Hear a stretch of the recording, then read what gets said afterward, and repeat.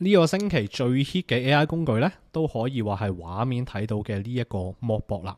佢呢係一個 AI agent 呢，可以安裝落去你部電腦入邊，幫你呢完成一啲呢你日常重複嘅任務啦，包括去睇下你嘅 email 啦，幫你清下你嘅電郵啦，send email 啦，覆人啦，幫你約會啦，幫你呢訂機票啊，check 機票價錢啊咁等等啦。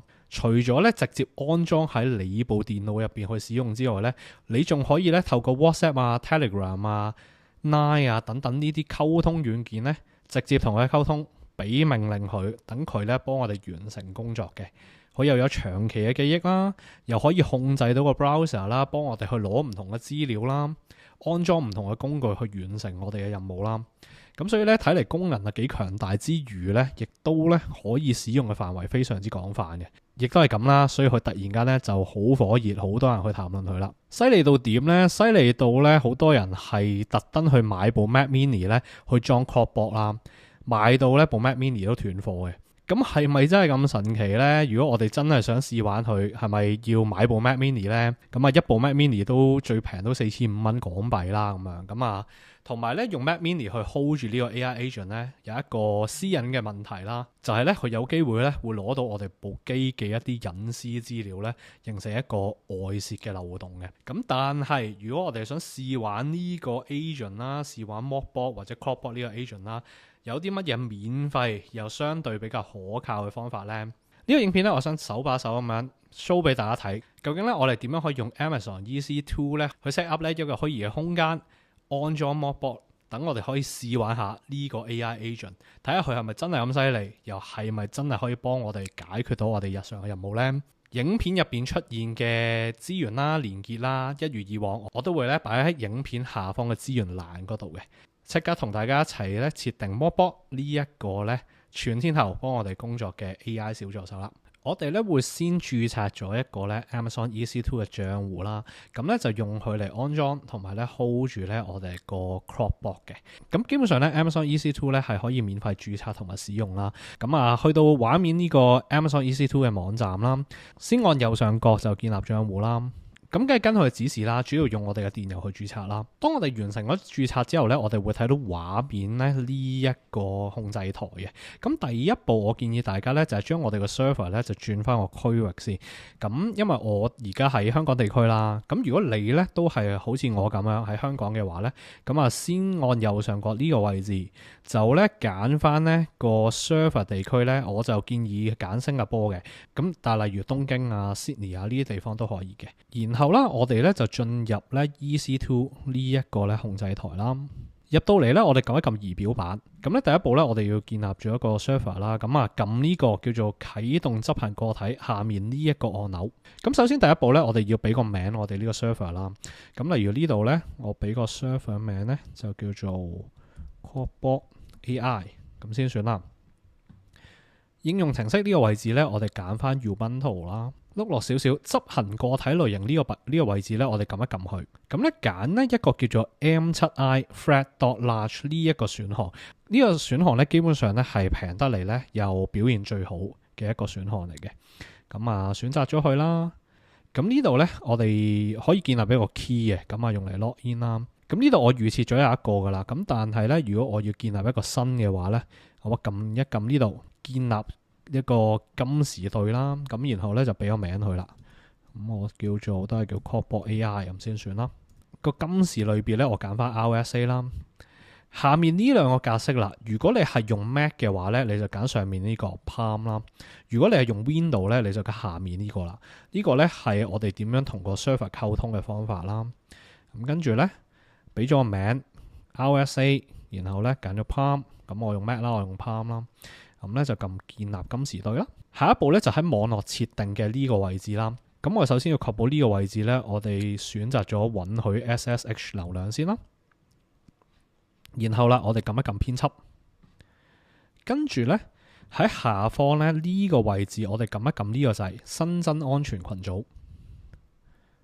好，咁我哋要加咩咧？我哋咧首先類型呢度咧，我哋撳一個叫指定 TCP 啦。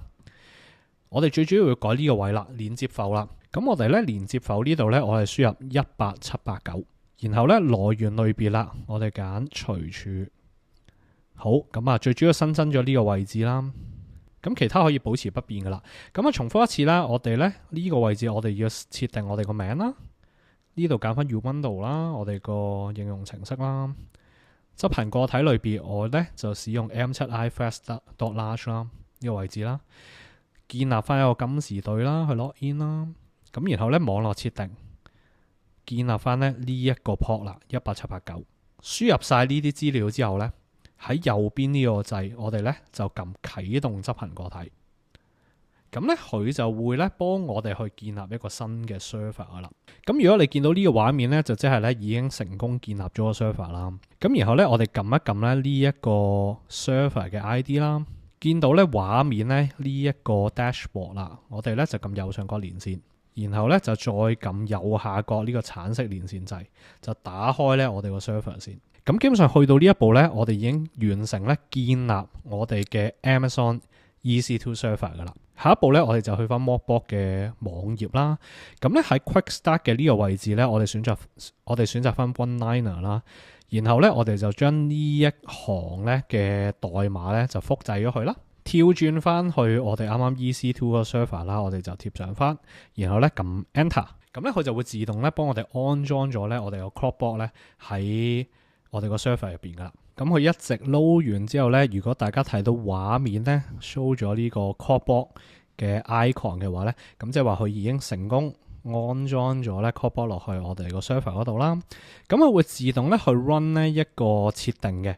咁第一步啦，我哋要回答佢啦，我就知道安裝嘅風險啦，咁啊揀翻 yes 啦。咁由 onboarding mode 我揀 quick start。好，下一步咧，我哋而家要安裝呢一個 AI 嘅大腦咧落去 CropBot 嗰度嘅。咁呢度有好多唔同嘅選項俾我哋揀啦，由 OpenAI 啊、Anthropic 啊、Minimax 啊咁等等呢啲啦，我哋都可以選擇翻啦。咁但係咧，如果你同我一樣咧喺香港地區嘅話咧，其實咧去獲取咧呢啲工具嘅大腦，我哋咧要攞一個叫 API key 啦，去接駁咧我哋嘅大腦落去咧 CropBot 嗰度嘅。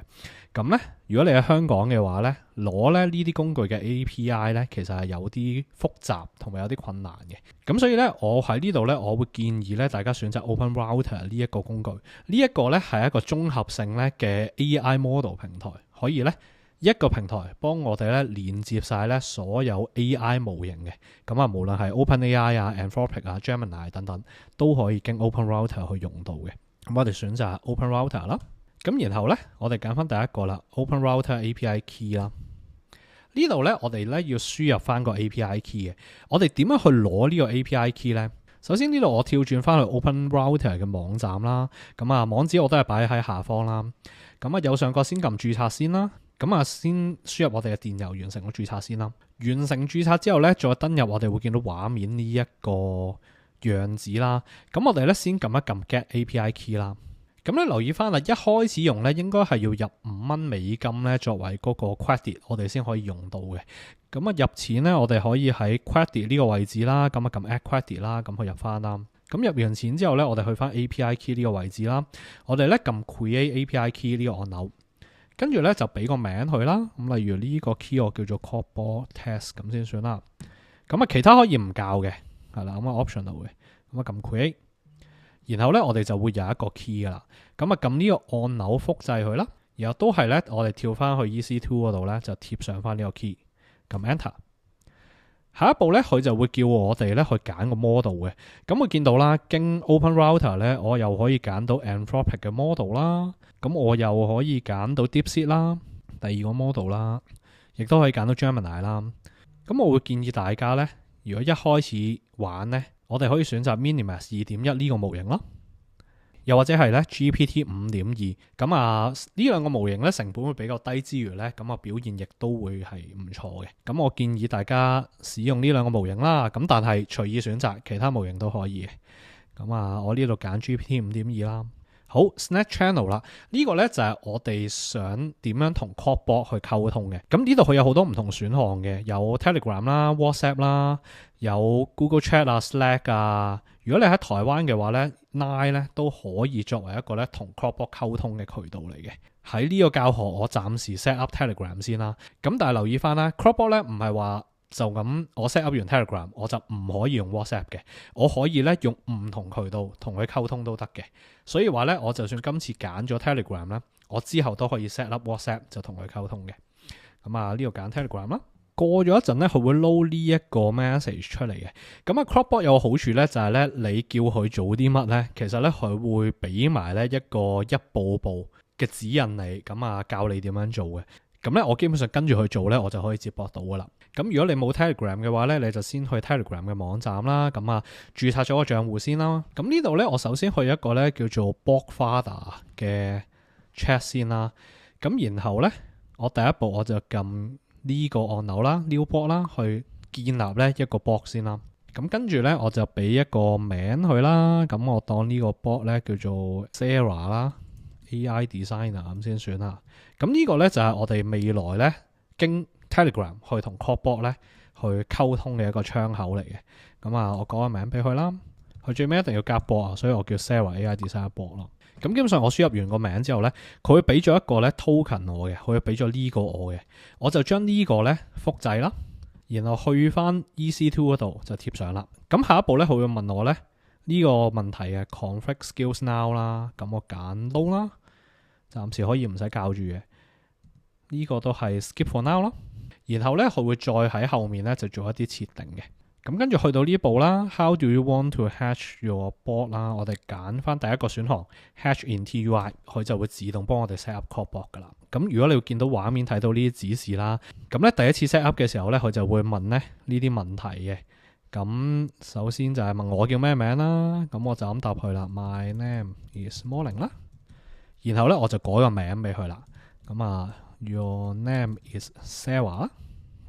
咁同埋咧，佢會問埋個 vibe 啦，即係同佢溝通。咁啊，佢嘅風格係點咧？咁啊，Your vibe is friendly 啦。咁啊 ，and always answer in traditional Chinese。咁我想叫佢用中文答我嘅咁啊。咁咧，佢就答咗我啦。基本上咧，去到呢一步咧，我哋個 CropBot 設定咧就大功告成噶啦。咁但係咧，我哋就再測試下 Telegram 嗰邊啦，係咪都 set up 埋啦？跳轉翻去 Telegram 啦。咁咧，當我哋 set up 咗個 bot 之後咧，我哋會有條 link 嘅。咁啊，呢一個啦，就係阿 Sarah 嗰個 link 啦。咁我撳入去，第一步咧，我先撳咗 start 呢個按鈕啦，同佢開始對話先啦。佢咧會俾咗咧呢個 message 嘅一紮 message 嘅。咁最緊要咧就係呢個 pairing code。咁我首先咧我就將佢 copy 咗先，跳翻去 CropBot 嗰度啦。咁我就同佢講啦，幫我咧去連結啦我個 Telegram 啦。咁用呢個 pairing code 嘅。咁咧，我要先俾咗呢個曲佢，我先可以咧喺 Telegram 嗰度同佢溝通到嘅。咁基本上我俾咗個 pairing 曲佢之後咧，我就跳翻去 Telegram 嗰邊啦。咁今次咧，我就試下 send 個 message 俾佢啦。Hello，are you CropBot 咁樣啦。咁咧會見到咧佢嗰邊係 typing 緊嘅，然後咧佢就回答到我啦。咁基本上咧去到呢一步咧，我哋就完成設定噶啦。咁咧就可以直接經 Telegram 咧去使用 CropBot 啦。咁俾大家睇睇我一啲 workflow 啦，暫時玩咗 CropBot 嘅一啲 workflow 啦。咁咧我用佢咧就每日咧 send 一啲 AI 新聞俾我啦，同埋咧一啲關於網上賺錢嘅機會俾我啦。咁咧佢基本上每日會自動上網幫我揾啦。咁然後咧就整理咗咧我想要嘅呢啲資料咧，就俾一個摘要我啦，就俾埋條 link 我，就話我聽咧究竟呢個 news 係邊度嚟嘅。咁基本上佢每日咧就會 send 呢個內容俾我啦。咁另外有 workflow 咧就係我叫佢幫我追蹤咧有啲乜嘢美國嘅股票啊，係咧有一個股息率咧係5至10%嘅。咁都係咧定期咧佢就會 send 條 list 俾我啦。咁啊話我聽邊隻股票嗰個 yield 啦，嗰個 dividend yield 係幾多啦。咁基本上咧就可以咧我俾個指令佢，我用 Telegram 同佢溝通嘅啫，佢就自動咧幫我去做咗啲任務啦，揾咗啲資料啦，定期就 send 俾我啦。咁呢個影片暫時去到呢度啦，咁啊希望咧幫到大家咧 set up 到呢個最近咧最火熱嘅話題 Mockbot 又或者係 CropBot 啦，呢個工具啦，有一個咧低成本基本上免費嘅方法，咁啊亦都相對比較安全嘅方法啦，可以咧 set up 到呢個工具，等大家試玩下嘅。咁呢個工具對我嚟講都相對比較新啦，我都咧持續咁樣試玩緊佢嘅。咁暫時咧，我覺得佢最有用嘅一點咧，就係你可以用一個好簡單嘅方法啦，咁就咁同佢溝通啦，佢咧就可以攞到唔同嘅工具，接駁到唔同嘅工具咧，去幫我完成唔同嘅任務嘅。咁但係咧，網上都睇到佢有啲資安嘅風險啦，咁所以咧就暫時唔建議咧大家係真係裝落你最常用嘅嗰部電腦嗰度使用嘅。用呢個影片介紹嘅方法，裝喺一個虛擬主機，分割咧你本身嘅電腦去試玩下咧，呢個咧相對係除咗平，亦都係安全嘅做法。希望你中意呢個影片啦，有任何問題咧，歡迎下方留言話俾我聽。後續咧我都會繼續試玩呢個工具啦，咁咧有新嘅發現，有新嘅玩法咧，都會持續同大家分享嘅。我係 Morning， 喺 Afterwork Startup 嘅頻道咧，我哋會持續分享唔同嘅 AI 工具應用，同埋咧網上賺錢、副業打造嘅方法俾大家認識嘅。我哋下個影片再見。